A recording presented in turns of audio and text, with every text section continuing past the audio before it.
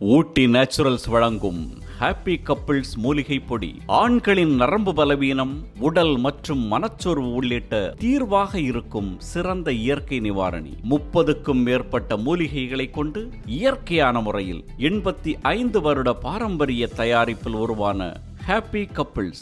Good evening girls. நாளைக்கு 3 மணிக்கு எல்லாரும் அசம்பிள் ஆகணும். அட்டெண்டன்ஸ் ஷீட்ல அட்டெண்டன்ஸ் எடுப்போம். எம்எஸ் ஆடிட்டோரியத்துல அசம்பிள் ஆகணும். இது ரொம்ப ஸ்ட்ரிக்டா சொல்லியிருக்காங்க செக்ரட்டரி. லேட் ஆகுன்றதுனால உங்க பேரண்ட்ஸை கூட நீங்க பிக்கப் பண்ணிக்க சொல்லலாம். நீங்க வரல அப்படின்னா, ஒரு கேர்ள் கூட வரல அப்படின்னா ரிசல்ட்டை வெளியே விட மாட்டாங்க. அப்புறம் நீங்க டிசைட் பண்ணிக்கோங்க என்ன பண்ணணும்ன்றது. என்னால ஒண்ணுமே பண்ண முடியாது. ரிசல்ட் அவங்க கொடுக்கல, ஏதாவது ஒரு ஏன் இந்த கிளாஸ் வரலன்றது என்ன கேட்டாங்கன்னா நான் சொல்லிடுவேன் யாருக்குமே விருப்பம் இல்லை அப்படிங்கிறது. என்னைக்கோ ஒரு நாள் தானே உங்களை இந்த மாதிரி லேட்டா வெயிட் பண்ண சொல்றாங்க. அந்த ஒரு நாள் கூட நீங்க காலேஜுக்காக வாலண்டியர் பண்ணலைன்னா அப்புறம் என்ன இந்த காலேஜ்ல படிச்சு என்ன பிரயோஜனம்? கிறிஸ்டியன் முஸ்லிம் கேர்ள்ஸ்னா கூட நான் அண்டர்ஸ்டாண்ட் பண்ணிப்பேன். ஹிந்து கேர்ள்ஸே நீங்க இந்த மாதிரி பண்ணீங்க, போய் சொல்லிக்கிட்டு இருக்கீங்க, வர முடியாது அப்படின்னு யோசிச்சீங்கன்னா நாளைக்கு அதோட பின் விளைவுகளை நீங்க சந்திச்சுதான் ஆகணும். வணக்கம். சென்னை கோடம்பாக்கத்துள்ள மீனாட்சி மகளிர் கல்லூரி அரசு உதவி பெறுகின்ற கல்லூரியின் பேராசிரியர் நீலிமா பேசிய வாட்ஸ்அப் குறுந்தகளைத்தான் இப்போது கேட்டிருப்பீர்கள். அந்த கல்லூரி வளாகத்திற்குள்ளேயே இந்து மதத்திற்கு தொடர்பான ஒரு கோயில், சாரதாம்பாள் கோயில் கட்டப்பட்டிருக்கிறது. அந்த கோயிலினுடைய குடமுழுக்கு நாளைய தினம் நடைபெற இருக்கிறது. அந்த கோயில் குடமுழுக்கிற்கு இந்து மாணவிகள் கட்டாயம் கலந்து கொள்ள வேண்டும் என்கின்ற இந்த ஆடியோ. கிறித்தவர்கள் வர தேவையில்லை, இஸ்லாமியர்கள் பிள்ளைகள் வர தேவையில்லை, ஆனால் இந்து பிள்ளைகள் கண்டிப்பாக வர வேண்டும் என்கின்ற ஒரு குறுந்தகவலை பேராசிரியரான நீலிமா அவர்கள் அனுப்பி வைத்திருக்கிறார்கள் மாணவிகளுக்கு. மதச்சார்பின்மை என்கின்ற வார்த்தை, இந்த மதச்சார்பின்மை என்கின்ற வார்த்தை இந்தியாவினுடைய அரசியலமைப்பின் முகப்புரையிலே இருக்கிறது.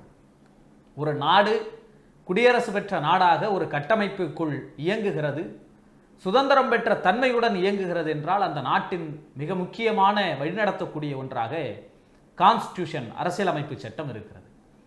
இந்த அரசமைப்பு சட்டம், அரசமைப்பினுடைய வரைவுக்குழு தலைவராக டாக்டர் அம்பேத்கர் அவர்கள் இருந்து இந்திய நாட்டிற்கு ஒப்படைத்து கிட்டத்தட்ட 75 ஆண்டுகளை தொடங்க இருக்கிறது. அப்படி இருக்கின்ற நிலையிலும் கூட இந்த அரசமைப்பு சட்டத்தின் முகவுரையில் இருக்கிற மதச்சார்பின்மை என்கின்ற வார்த்தை கடந்த 10 ஆண்டுகளுக்கு மேலாக மிகப்பெரிய தாக்குதலுக்கு உள்ளாகி வருகிறது. எல்லா நிறுவனங்களுக்குள்ளும், எல்லா அரசு துறைகளிலும், தனியார் துறைகளிலும் மிக நுட்பமாக கல்வியை காவிமயமாக்குகிற வேலை நடந்து வந்திருக்கிறது என்பதை நாம் தொடர்ந்து பார்த்து வருகிறோம். இந்திய அளவில் தமிழ்நாட்டிலும் கூட அப்படியான செயல்கள் தொடர்ந்து நடந்து கொண்டுதான் இருக்கின்றன. சென்னையில் இருக்கிற இந்த கோடம்பாக்கம் கல்லூரியிலே அந்த பேராசிரியர் என்ன பேசுகிறார்? நீங்கள் வரவில்லை என்றால் நாங்கள் ரிசல்ட்டை வெளியிட மாட்டோம், நீங்கள் எல்லோரும் வரவில்லை என்றால் உங்களுடைய மதிப்பெண்களை நாங்கள் குறைப்போம். மிரட்டுகிறார்கள், மாணவிகளை மிரட்டுகிறார்கள், கட்டாயம் வர வேண்டும் என்று அச்சுறுத்துகிறார்கள், உங்கள் மதிப்பெண்களிலே கையை வைப்போம் என்று. ஒரு மதத்தினுடைய நிகழ்ச்சி, ஒரு கோயில் திறக்கப்படுகிற நிகழ்ச்சி, அங்கே சாமியார்கள் வருகிறார்கள், சாதுக்கள் வருகிறார்கள், இந்து மதத்தினுடைய பிரச்சாரங்களை அவர்கள் செய்ய இருக்கிறார்கள். அந்த கல்லூரியிலே கண்டிப்பாக வர வேண்டும் மாணவிகள், வரவில்லை என்றால் உங்களுடைய மதிப்பெண்களை குறைப்போம், உங்களுடைய ரிசல்ட்டை வெளியிட மாட்டோம் என்று வெளிப்படையாக ஒரு பேராசிரியர் குறுந்தகவல் அனுப்புகிறார் வாட்ஸ்அப்பில் என்றால் கல்வி நிறுவனங்கள் எந்த அளவுக்கு காவிமயமாக்கப்பட்டு வருகிறது என்பதை நாம் பார்க்க வேண்டும். உடனடியாக பல்வேறு கேள்விகள் எழும். ஏன் இதை போல கிறித்தவ மிஷனரி பள்ளிகள் இல்லையா, அல்லது இஸ்லாமிய பள்ளிகள் இல்லையா, மற்ற சிறுபான்மை மத பள்ளிகள் எல்லாம் இல்லையா, ஏன் இந்து பள்ளிகளை மட்டும் நீங்கள் கேள்வி எழுப்புகிறீர்கள், இதையெல்லாம் பெரிதுபடுத்துகிறீர்கள் என்று. எந்த ஒரு மதமும் தங்களுக்கான பள்ளிகளை, தங்களுக்கான கல்வி நிறுவனங்களை நடத்தி கொள்வதற்கு சிறுபான்மை மதங்களுக்கு அவங்களுடைய உரிமை உண்டு. இந்து சமய அறநிலைத்துறையின் கீழ் பள்ளிகள் இயங்குகிறது, கிறித்தவ மிஷனரிகளின் பள்ளிகள் இயங்குகிறது, இறையியல் கல்லூரிகள் இருக்கின்றன கிறித்தவ நிறுவனங்களுக்கு. இஸ்லாமியர்களுக்கு வகுப்பு வாரியத்தின் அடிப்படையில் பல்வேறு பள்ளிகள், கல்லூரிகள், கல்வி நிறுவனங்கள் இயங்கிக் கொண்டுதான் இருக்கிறது. ஆனால் இந்திய அரசியலமைப்பு சட்டம் என்பது அங்கே கல்வி நிறுவனங்களில் மத சிறுபான்மையினர் நிறுவனங்களை நடத்தலாம், அவருடைய பிள்ளைகளுக்கு அவருடைய மதத்தை போதிக்கிற உரிமை உண்டு. ஆனால் எல்லோரும் படிக்கிற ஒரு இடத்தில் மதத்தை பின்பற்றுகிற திணிக்கிற உரிமை யாருக்கும் கிடையாது. அரசியலமைப்பு சட்டம் மதச்சார்பற்ற நாடாகத்தான் சொல்லுகிறது. கல்வி நிறுவனங்களிலே மதச்சாயம் பூசக்கூடாது என்றுதான் சொல்லுகிறது. இந்த மீனாட்சி கல்லூரி என்பது அரசு உதவி பெறுகிற கல்லூரி, தனியார் கல்லூரி மட்டுமல்ல. மத வழிபாட்டு தலங்களை, மத வழிபாட்டு நிறுவனங்களை நடத்தக்கூடியவர்கள் தனியாராக இருந்தால் கேட்கப் போவதில்லை. ஆனால் தனியார் பள்ளிகளுக்குள்ளும் வரைமுறை இருக்கிறது என்பது யதார்த்தம். ஏனால் இந்திய அரசியலமைப்பு சட்டத்திற்குள் தான் தனியார் பள்ளிகள் உட்பட எல்லாமே வருகிறது. அப்படி தனியார் பள்ளிகளையும் தாண்டி அரசு உதவி பெறுகிற ஒரு கல்லூரி மதிப்பெண்களை குறைப்போம், நீங்கள் கட்டாயம் வர வேண்டும் என்று சொல்லுகிறது என்பதுதான் நாம் கண்டிக்கப்பட வேண்டிய விஷயம். எந்த மதமாக இருந்தாலும் மாணவர்களிடம் மதச்சாயங்களை பூசக்கூடாது. மதச்சாயங்களை பூசுகிற வேலையை இந்தியா முழுவதும் செய்து வருகிறார்கள். சில தினங்களுக்கு முன்பு தமிழ்நாட்டிலேயும் நாம் பார்த்தோம். விஷ்ணு, மகாவிஷ்ணு என்கின்ற ஒரு பேச்சாளர், அருவருப்பான பேச்சாளர், ஆனால் ஆன்மீக பேச்சாளர் என்று சொல்லிக் கொண்டார்கள்.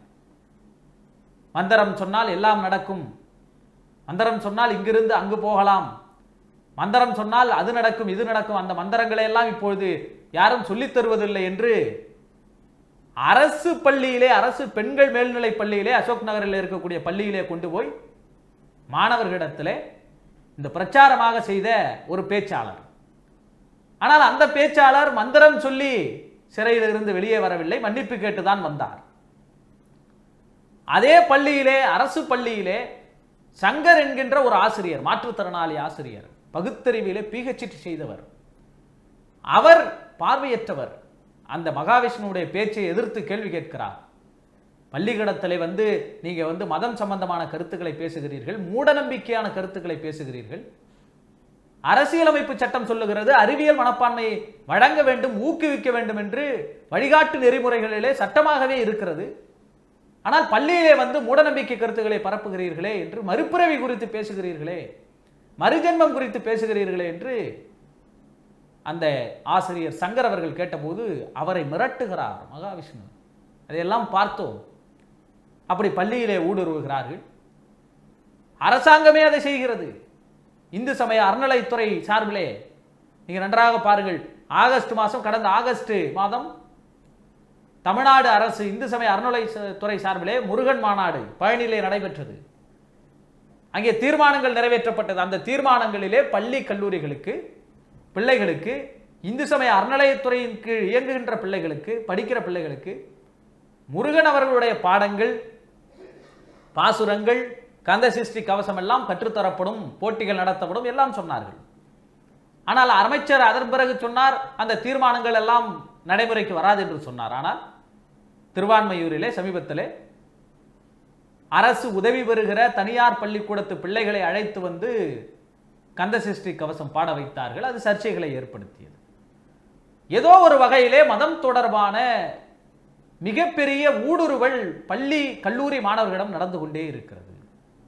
ராஜஸ்தானிலே பாருங்கள், பாரதிய ஜனதா கட்சி ஆளுகிற மாநிலம், கல்லூரி நிர்வாகத்தினுடைய தலையீட்டிலே அந்த ராஜஸ்தான் அரசாங்கம், பாஜக அரசாங்கம் ஈடுபட்டிருக்கு. இன்று நேற்று அல்ல, பாரதிய ஜனதா கட்சி ஆட்சி அமைத்ததிலிருந்தே எங்கெல்லாம் மாநில அரசாக இருந்தாலும் ஒன்றிய அளவிலும் பாஜக ஆட்சி அமைத்தாலே அது காவிமயமாக்குகிற கொள்கையைத்தான் அவர்கள் கொண்டிருக்கிறார்கள்.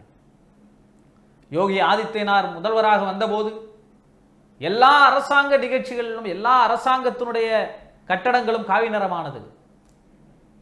ஜன்னல்களுக்கு தொங்கவிடப்படுகிற அந்த ஸ்கர்டன்ஸ் கூட அவர்கள் காவி நிறத்தில் தான் தொங்க விட்டார்கள். எல்லா இடங்களிலும் காவிமயம். அப்படித்தான் நீங்க நாடாளுமன்ற புதிய கட்டடத்தினுடைய காவலர்களுக்கு இன்று காவி உடை, இந்தியாவினுடைய ஜெர்சி பார்த்தால் காவி உடை, வந்தே பாரத் ரயில் காவி உடை, தமிழ்நாட்டில் திருவள்ளுவருக்கே காவி சாயம் பூசினார்கள். எல்லா இடங்களும் காவி. டிடி தமிழ் தொலைக்காட்சி, டிடி பொதிகை என்று இருந்தது, அதை டிடி தமிழ் என்று மாற்றினார்கள். அந்த டிடி தமிழையும் காவி நிறத்தில் மாற்றினார்கள், அதுவும் காவி நுரை. இப்படி எல்லாவற்றையும் காவிமயமாக மாற்றிக் கொண்டிருப்பவர்கள், ஒரு மதத்தினுடைய அடையாளத்தை தொடர்ந்து நிரூபிக்க முயற்சி செய்கிறவர்கள் ராஜஸ்தானிலே இப்பொழுது ஒரு அறிவிப்பை வெளியிட்டிருக்கிறார்கள். அங்கே இருக்கிற கல்லூரி சுவர்களுக்கு காவி வண்ணத்தை அடிக்க வேண்டும். ராஜஸ்தானிலே இப்பொழுது யார் முதலமைச்சராக இருக்கிறார்? பஜன்லால் சர்மா. பாஜக அரசு அங்கே ஆண்டு கொண்டிருக்கிறது. ராஜஸ்தானிலே 20க்கும் மேற்பட்ட கல்லூரி நிறுவனங்களிலே அதனுடைய சுவர்களுக்கு காவி சாயத்தை பூசி இருக்கிறார்கள். மன அமைதி திரும்பும். அதை பார்க்கிற பொழுது ஒரு பாசிட்டிவ் வைப்ரேட் கிடைக்கும். அதனால இவர்கள் காவி நிறங்களை அந்த கல்லூரி சுவர்களுக்கு பூசி இருக்கிறார்கள். எந்த அரசாங்கம்? பாஜக அரசாங்கம்.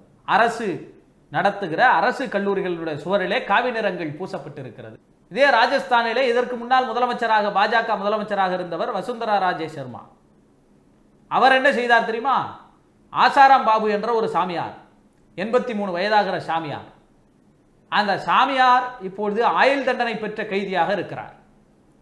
அந்த ஆசாராம் பாபு ஏன் ஆயுள் தண்டனை பெற்ற கைதியாக இருக்கிறார்?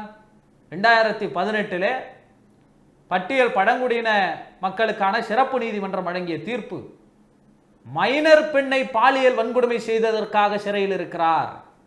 குழந்தைய அந்த சாமியார் ஆசாராம் பாபு, அவரை பற்றிய வரலாற்றை பள்ளி பாட புத்தகங்களே சேர்த்தார்கள். 2013ஆம் ஆண்டு பாஜக அரசாங்கம் ராஜஸ்தானிலே பாலியல் குற்ற வழக்கிலே கைது செய்யப்பட்டு, அதுவும் குழந்தையை பாலியல் வன்கொடுமை செய்த வழக்கிலே கைது செய்யப்பட்டு சிறையில் இருக்கிற ஆசாராம் பாபுவை பற்றி சாதுக்களினுடைய வரலாறு என்று ஒரு வரலாறை பாடமாக வைத்து, அதிலே இவரை நம்புகிறவர்கள் மேன்மை அடைவார்கள், இவர் மக்களை காக்க வந்த புனிதர், இவரை பின்பற்றுகிறவர்கள் நல்ல எண்ணங்களை தன்னகத்தே கொண்டிருக்கிறார்கள், நல்ல வாழ்க்கையை அடைந்திருக்கிறார்கள் என்று பாடமாக வைத்தார்கள். சாமியார்களை பற்றிய பாடங்கள். அதைத்தான் இன்று அதே ராஜஸ்தான் அரசாங்கம், பாஜகவின் கீழ் இருக்கிற அரசாங்கம், காவி நிறத்திலே பெயிண்டை அடித்திருக்கிறது கல்லூரி வளாகங்களுக்கு. சரி, அதுதான் அப்படியா என்றால், இப்பொழுது கேரளாவிலே ஒரு ஐஏஎஸ் அதிகாரி, கோபாலகிருஷ்ணன் என்கின்ற ஐஏஎஸ் அதிகாரி, அவர் கேரளாவிலே தொழில்துறை செயலாளராக இருக்கிறார். தமிழ்நாட்டை சேர்ந்தவர், நாமக்கல்லை பூர்வீகமாக கொண்டவர், பல பொறுப்புகளை ஐஏஎஸ் ஆக இருந்து கேரளாவிலே வகித்து வந்தவர். அந்த ஐஏஎஸ் அதிகாரிகள் என்ன செய்திருக்கிறார்கள் என்றால், கேரளாவிலே மல்லு ஹிந்து குரூப் என்று ஒரு வாட்ஸ்அப்பை உருவாக்கி இருக்கிறார்கள். இந்துக்கள் ஐஏஎஸ் அதிகாரிகளுக்கு அதை உறுப்பினராக சேர்ப்பதற்கு அங்கே போய் அந்த வேலையை பார்க்கிறார்கள். ஐஏஎஸ் அதிகாரிகளே இப்படித்தான் இருக்கிறார்கள். அது பெரிய சர்ச்சையாகி எதிர்க்கட்சிகள் கண்டனம் தெரிவித்து, கேரளாவோட முதலமைச்சர் பினராயி விஜயன் ஒரு குழுவை அமைத்து அந்த விசாரணை அடிப்படையில் இப்பொழுது அவர் சஸ்பெண்ட் செய்யப்பட்டிருக்கிறார். கோபாலகிருஷ்ணன் தமிழ்நாட்டைச் சேர்ந்த ஐஏஎஸ் அதிகாரி கேரளாவிலே போய் நல்ல பேர் எடுப்பார்னு பார்த்தா, அங்க இந்துக்களுக்கான ஒரு வாட்ஸ்அப் குரூப்பை உருவாக்கி அரசியலமைப்பு சட்டம் சொல்லுகிற மதச்சார்பின்மையின் அடிப்படையில் இயங்க வேண்டிய ஒரு மாவட்ட ஆட்சியர், ஒரு அரசு அதிகாரி, ஐஏஎஸ் ஆபீசர் அங்கே தன்னுடைய வேலையை காட்டியிருக்கிறார். ஐஏஎஸ் ஆபீசரிலிருந்து, ஆட்சியாளர்களிலிருந்து, பள்ளிக்கூடங்களிலிருந்து எல்லா இடத்திலும் காவி சாயத்தை பூசுகிற ஊடுருவலை தொடர்ந்து இந்த 10 ஆண்டு காலத்தில் அதிகமாக நடந்து வருகிறது. அந்த ஆசாராம் பாபு போன்ற சாமியார்களை இன்னமும் ஆதரித்துக் கொண்டிருப்பவர்கள் யார்? நரேந்திர மோடி அவர்கள் சொன்னார், எனக்கு எப்பொழுதெல்லாம் மன உளைச்சலாக இருக்கிறதோ அப்பொழுதெல்லாம் ஆசாராமனுடைய குடிலில் தான் நான் போய் ஓய்வெடுப்பேன். ஊடகம், கார்ப்பரேட், அரசியல்வாதிகளின் கைப்பாவையாக, அடிமைகளாக இருந்தது போதும். இனி சாட்டை எடுத்து சுழற்றும் நேரம் வந்துவிட்டது. ஊடகம் பொதுமக்களாகிய உங்களுக்காக, உங்களாலேயே இயக்கப்பட வேண்டும். ஊடக சுதந்திரத்திற்காக உங்களின் பங்களிப்பை இன்றே அளித்திடுங்கள்.